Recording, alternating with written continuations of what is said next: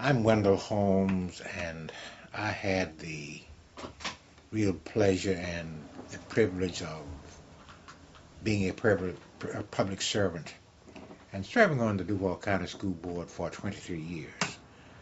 I took office, assumed the office in 1969, and retired in 1992. A whole lot happened between those two dates. My interest in the school board occurred in large part, and as a matter of fact, for the most part, because I had two children who were in the public schools of Duval County. And I recognized the disparities that were existing between what was being offered my children and what I had found as a member of the Citizens Committee for Better Education in Duval County, and what I had found was being offered to other students of different ethnic background. And it concerned me. And the group that I was working with, and I did have the pleasure of serving as a chair, we made multiple appeals to the school board to make changes in the way that they were doing things for students, and in particular, African American students. It was a challenge, as one might expect. I was the first African American to be elected to the school board in Duval County, and also in the state of Florida, incidentally, which is a terrible thing to have to admit to in that period of time.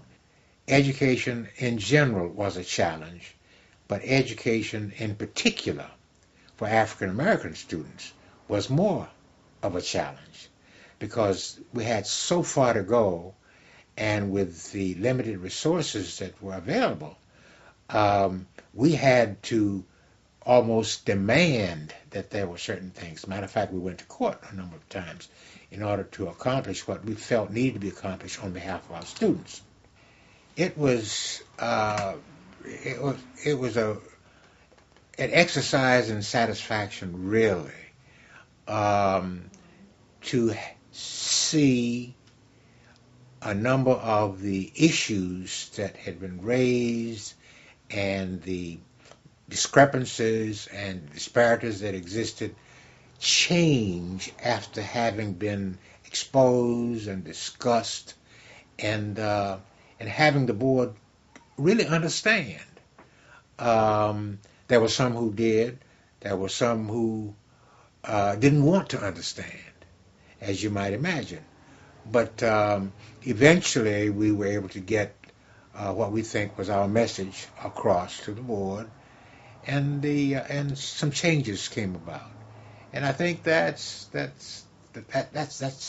bottom line, to bring into effect, to somehow have those who have the authority as well as the duty to be fair in what they do with respect to the kind of education that's provided our students, because that's what we were elected for.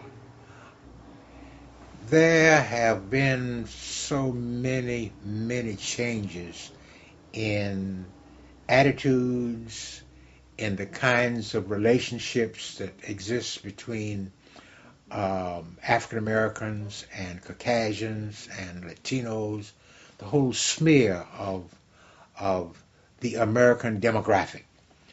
I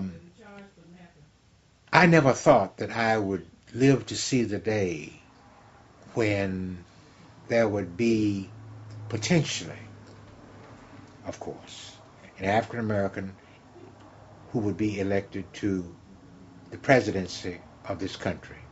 Nor, and there was some doubt, really, that the country would be acceptable to electing a female as the president of this country. But it has happened. And I look upon this as being a kind of mirror of hope, that attitudes are changing, and we notice that the electorate the demographics of the electorate are changing. Young people are energized. They want to see change. They have recognized this mirror of hope that exists out there, and they want to be a part of what is happening and the kind of changes that are about to occur.